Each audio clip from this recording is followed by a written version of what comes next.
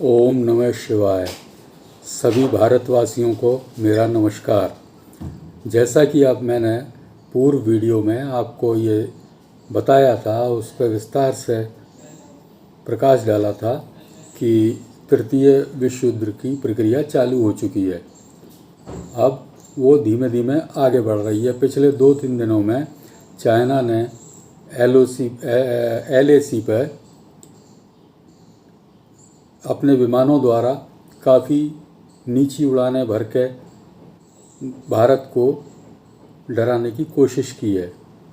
भारत ने बड़ी समझदारी से उनके विरुद्ध भी यही काम किया और अपना एग्रेशन दिखा दिया। हमारे सेनाध्यक्ष द्वारा भी ये कहा गया कि हम पूरी तरीके से तैयार हैं और हम हर बातचीत का, हर युद्ध की गतिविधि का बड़ी पैनी नज़र डाले हुए हैं।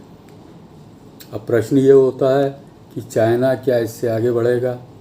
चाइना का ये कदम भारत को प्रेशर में लेने के लिए किया गया है, जिससे कि वो ताइवान के अगेंस्ट अब एक्शन लेना चाहता है।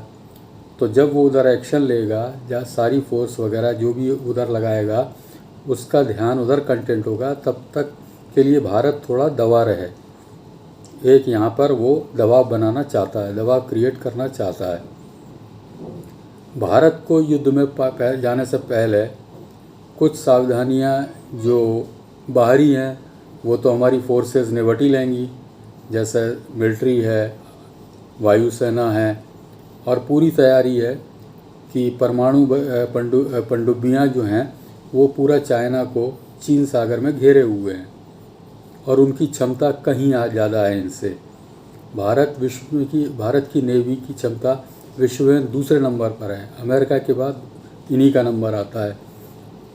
अब चाइना को अपने सारे एक्टिविटीज़ को बढ़ाने के लिए उसको डिफरेंट देशों से, जो उसके पूर्व में लगते हैं, उनसे लड़ना पड़ेगा। अब भारत में हम 2 तरीके की इस समय परेशानियों से गुजर रहे हैं। एक तो बाहरी है, उसके लिए हम निश्चिंत हैं कि नेवी का और वायुसेना सक्षम है उसको पूरी तरीके से निपटाने में। परंतु इसके साथ साथ आगे की आंतरिक जो समस्याएं हैं, उसमें जो भारत विरोधी तत्व, जिनको बड़ी खुशी होती है जब भारत की कोई बदनामी होती है, या वो बदनामी करने में लगे रहते हैं, या भारत को नीचा दिखाने में लगे रहते हैं, और उनके तार चीन से जुड़े हुए हैं। चीन ने तो अपना यह जाल पूरे विश्व के सभी देशों में फैलाया हुआ है पैसे के जरिए। उनको नियमित फंडिंग करता है और पैसे के लिए वो सब कुछ करने के लिए तैयार हैं, चाहे वो भले ही भारत के विरुद्ध हो या ना हो। अब ऐसे तत्व, जैसे कि पूर्व में घटना में एक प्रमुख घटना जिसकी तरफ मैं ध्यान इंगित करना चाहता हूँ, ये द्वितीय जो सेकेंड टाइप ऑफ जो कोरोना का म्यूटेंट्स के नाम से जो आया है, जो केवल भारत में ही आता है, बांग्लादेश में नहीं आता, पाकिस्तान में नहीं आता, भूटान में नहीं आता, श्रीलंका में नहीं आता, किसी को इफेक्ट नहीं करता। तो मुझे तो ये समझ में नहीं आती कि ये सामान्य घटना है या मात्र म्यूटेंट कह इसको टाला जा सकता है। इसके प्रति आंखें बंद करी जा सकती हैं।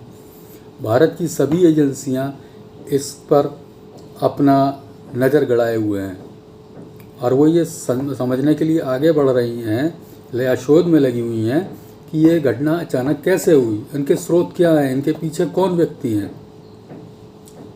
जैसा कि पिछले दिनों आपने कुछ वीडियोज़ में या चर्चा में ये अवश्य सुना होगा कि ये भी एक द्वितीय सेकेंड टाइप ऑफ कोरोना का म्यूटेंट नहीं है, बल्कि ये एक बूस्टर के रूप में इंडिया में ही, भारत में ही फैलाया गया एक कोई बायोलॉजिकल वार का वेपन है, जिसको कि अगर मेरी समझ आती है तो मैं तो मात्र इतना कह सकता हूँ कि ये कोई फैलाना कोई बड़ी बात नहीं है।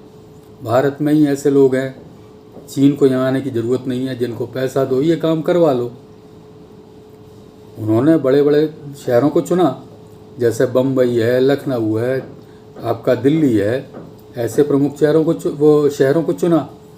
और उसमें अगर सामान्य आदमी भी मात्र एक सैनिटाइज़र का स्प्रेयर अपने साथ रखता ही है, पब्लिक प्लेस पे जाता ही है, उसी में अगर सैनिटाइज़र में मान लीजिए कोई कोरोना वायरस का नेक्स्ट जो वर्जन है या बूस्टर जिसे कहते हैं, ऐसे कोई जीवाणु की मतलब वायरस उसमें मिले हुए हैं, तो आप कैसे पकड़ेंगे उसको?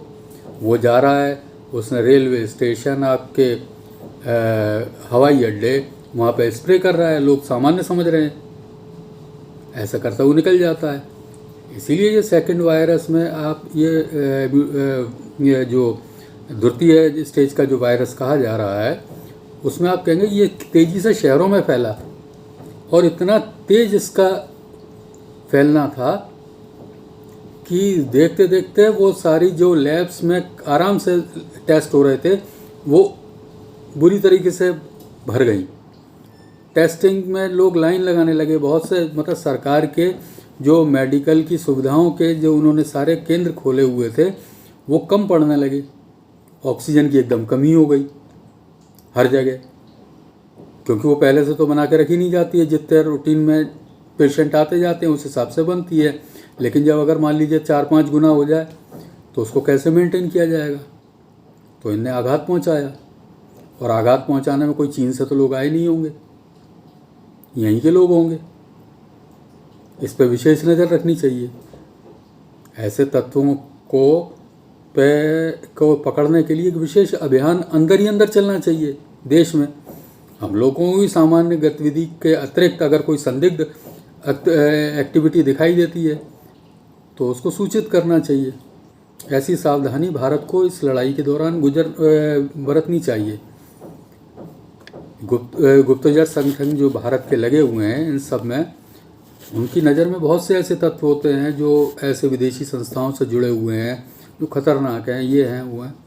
तो मेरा मानना है या सुझाव सादा ये है कि अगर आप उनमें कुछ विशेष गतिविधि उनकी ऐसी पाते हैं जो संदिग्ध हैं, तो उनको इस तीसरे युद्ध के काल के दौरान सीधा कोई नियम बना के या कानून बना के उनको अंदर कर देना चाहिए जेल में, जिससे कि आंतरिक रूप से भारत जो है कोई आघात ना पहुँचे, पब्लिक को कोई नुकसान ना हो, ये उतनी देर के लिए आराम करें, और तब आगे अपने युद्ध की एक्टिविटी बढ़ाओ, सब चीज़ बढ़ाओ। और विशेष रूप से जो मेरा मानना ये है कि ये जो है गाँव में जाके नहीं अटैक करते ये लोग ऐसी जगह करते हैं जहाँ लोग रोज़गार के लिए ज़्यादा से ज़्यादा होते हैं। जैसे बम्बई है, वहाँ पूरे भारत भर का आदमी है, वो खूब आते हैं, छोटी छोटी जगहों में रहते हैं, गली मोहल्ले में अपना मूवमेंट होता है उनको कुछ मालूम भी नहीं होता। छोटे शहरों में ये नहीं शुरुआत होगी, ये नहीं बड़े शहरों को हमें सुरक्षित रखना है।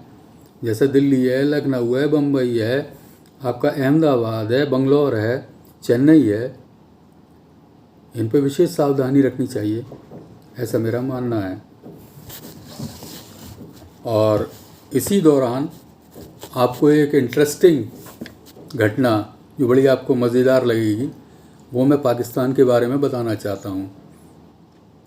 पाकिस्तान ने अंदर ही अंदर बिना अपनी पब्लिक को सूचित किए हुए या बिना किसी प्रचार में आए हुए अमेरिका को कुछ सैन्य अड्डे वगैरह बनाने की अनुमति दे दी बलूचिस्तान में, चमन बॉर्डर से अंदर की तरफ, जो कि पाकिस्तान का इलाका है। पहले क्या होता था कि ये अमेरिका को लॉजिस्टिक उपलब्ध कराते थे कराची से अफ़गानिस्तान तक जाने के लिए अपने हथियारों की, तो वो उनका जो जिम्मा था जो केवल सीमा तक था, चमन बॉर्डर तक। तो चमन बॉर्डर तक तो कोई घटना नहीं होती थी। उसके बाद जैसे ही इनके ट्रक्स वगैरह अफ़गानिस्तान के मूवमेंट में मूव करते थे, शुरुआत करते थे, वहीं से ये लुटने पिटने लगते थे, इन पर अटैक होने लगते थे। और वो सारे अटैक करने वाले इन्हीं के पाकिस्तानी तालिबान में के बनाए हुए लोग थे, वही करते थे। अमेरिका इस चाल को समझ गया। अमेरिका ने कहा कि हम जो है अफ़गानिस्तान से अपनी सेना हटाएंगे, ये आधी बात थी। उसके आगे उनका एक्सटेंशन क्या था कि हम आगे अफ़गानिस्तान से तो निकल जाएंगे लेकिन इस क्षेत्र में से बिल्कुल बेदखल नहीं होंगे, क्योंकि वो चीन को घेरना चाहते, रशिया पे नज़र रखना चाहते और प्लस पाकिस्तान पे भी नज़र रखना चाहते। तो उन्होंने इन्हीं से मांग ली। ये तैयार बैठे थे। इन्हें चीन बुरी तरीके से पिछले काफ़ी प्रयास किए इन्होंने चीन से भीख मांगने के, बहुत तरीके किए। अंत में चीन ने हाथ जोड़ लिए, भाई मना कर दिया कि अपना काम अपने आप देखिए, पैसे के लिए हमारे ऊपर कोई निर्भर नहीं रही है। तो इनकी हालत ऐसे हो गई जैसे कोई भिखारी सुबह से बैठा है, मांग रहा है, चिल्ला चिल्ला के मांग रहा है, उसने गला बैठा दिया, रात का टाइम हुआ तब भी उसको जो देने वाला है जिससे मांग रहा है उसने कोई रेस्पॉन्स नहीं दिया। तो तब वो भिखारी गाली देना शुरू करता है। तो उस स्टेज में पाकिस्तान पहुंच गया है चीन के खिलाफ। वो उनसे कोई संबंध नहीं रखना चाहता। बल्कि मेरा मानना तो यह है कि भविष्य में कहीं ये ना हो कि चीन से संबंध खराब करके वो उनको जितना पेमेंट वापस करना है उसके लिए भी हाथ खड़े कर दे। और चीन ने जितनी अपनी संपत्तियां यहाँ पर पाकिस्तान में मॉर्टगेज की हुई हैं, अपने अधिकार में ली हुई हैं या अधिकार में लेने का उनका अधिकार है, थोड़े समय बाद अगर ये ऋण नहीं चुकाते हैं वो उसके लिए इम्पॉसिबल हो जाएगा। चाहे ये तो हाथ खड़ा कर देंगे, उनसे दोस्ती ख़त्म कर देंगे। तो पाकिस्तान ने बड़ी सफाई से ये चाल चली कि अपना जो झुकाव था चीन की तरफ से हटाकर वापस अमेरिका की तरफ लौट आए। अब वो अमेरिका से कुछ तो मिलेगा। अफ़गानिस्तान के बहाने, अपने यहाँ आतंकवादियों को कंट्रोल करने के बहाने, किसी ना किसी बहाने लेते रहेंगे, चलता रहेगा काम। और पाकिस्तान की विश्व युद्ध में क्या स्थिति है भाई? लड़ने की तो बिल्कुल स्थिति नहीं है और वो लड़ना भी नहीं चाहता, उनकी क्षमता भी नहीं है। लेकिन तैयारी पूरी है। तैयारी किस बात की है कि इस समय भारत और पाकिस्तान के बीच सीज़ फायर चल रहा है।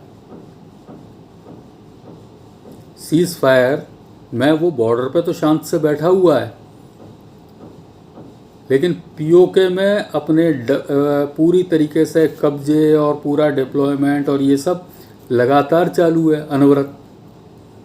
और भारत सरकार की पूरी नज़र उस पर है। यहाँ बैठे हुए नहीं, भारत के पूरा गुप्तचर संगठन वगैरह सारे जो हैं वो पाकिस्तान में ही मौजूद हैं। वो उनको रियल टाइम इन्फॉर्मेशन देते हैं, उनको सारी गतिविधियाँ मालूम है। तो ऐसा भी संभव है कि जब ये तीसरा विश्व युद्ध चाइना से या किसी से भी आपस में देशों में शुरू हो तो उसी टाइम मोदी इनका सफाया कर दे। कैसे कर दे?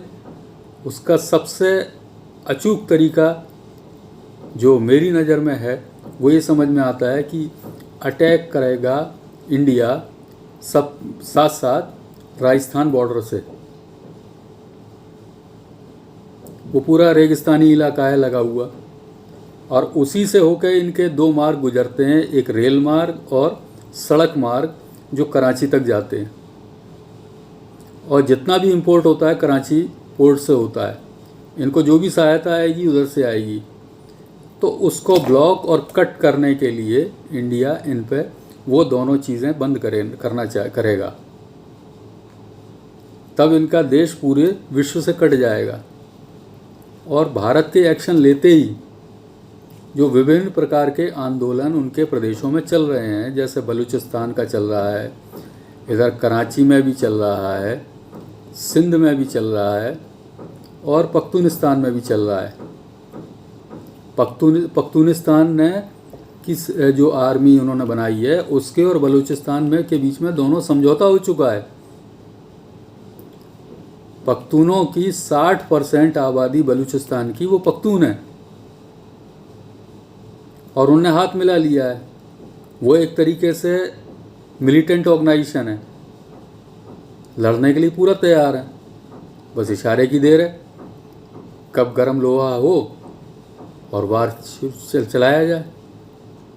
तो ऐसी स्थिति में जब भारत जरा सा भी मूवमेंट बढ़ाता है तो ये सारे जितने भी मूवमेंट्स हैं सब एक्टिव रूप से चालू हो जाएंगे।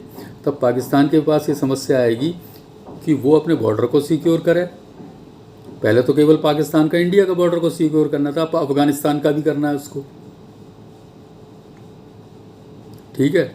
और अफगानिस्तान से भी भारत की सहायता से अटैक होगा इन पे,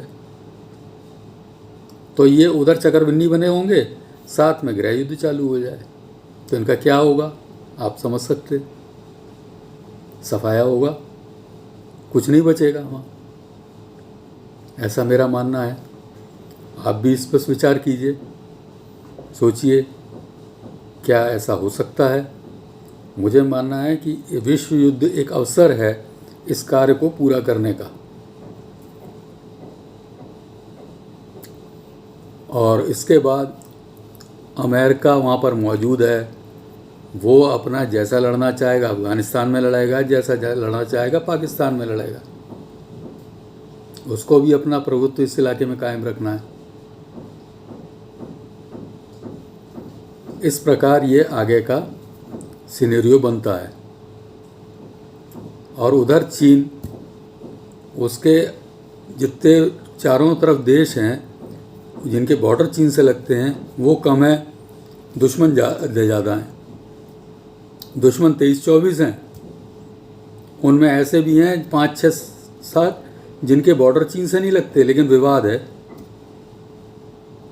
वो बहुत छोटे छोटे आकार में हैं। जैसे एक है जापान, एक है साउथ कोरिया, एक है ताइवान, हांगकांग के अंदर भी विद्रोह है चाहे चीन के खिलाफ, और जितने भी कंट्री वियतनाम वगैरह और उधर फिलीपींस तक चले जाते हैं, हर एक से डिस्प्यूट है चाइना का, वो भी सक्रिय होंगे।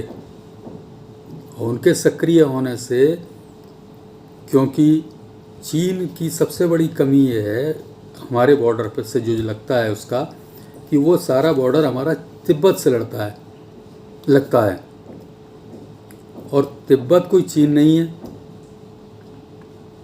तिब्बत तो अलग देश था पहले, या एक बफर स्टेट के रूप में था, उस पर चीन का अधिकार होने के कारण वो चीन हमारा पड़ोसी हो गया।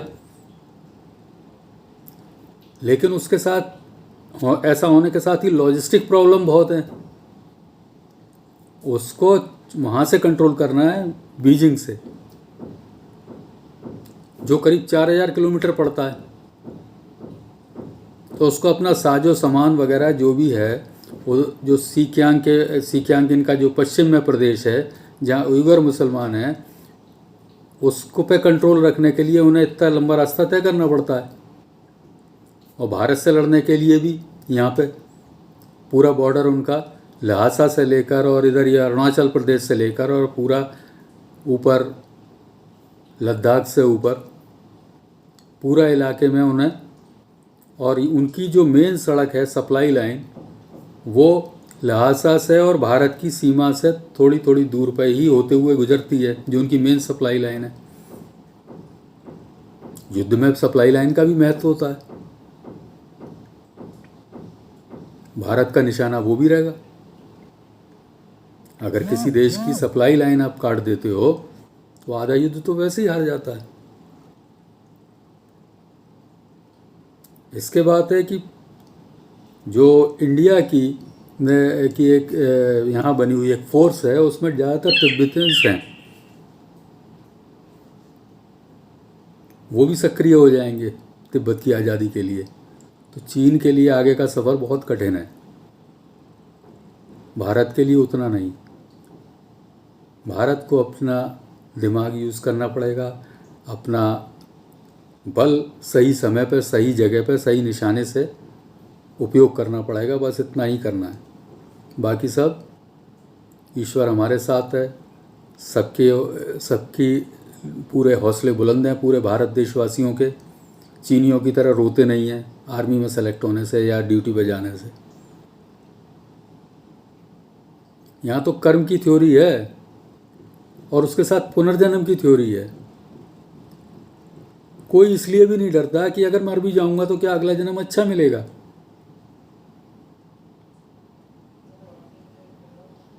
इसलिए हमें डरने की कोई ज़रूरत नहीं है, ना सशंकित रहने की ज़रूरत है, बल्कि सचेत रहने की ज़रूरत है। इसी विचार के साथ मैं आज की वीडियो ये समाप्त करता हूँ।